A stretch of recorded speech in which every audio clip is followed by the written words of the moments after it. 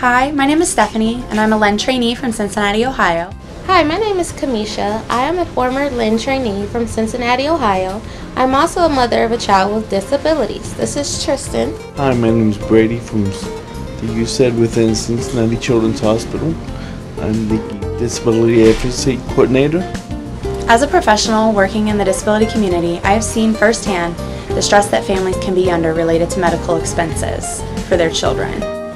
I invite you to come to the forum to speak about healthcare and other issues that affect the disability community, including housing, transportation, voting rights, and education.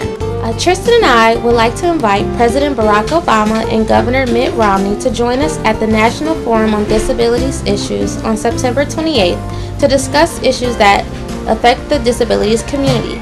I would specifically like to hear your stances on the ABLE Act because I'm excited to prepare for my son's future. I'd like to know about healthcare for people with disabilities and job security.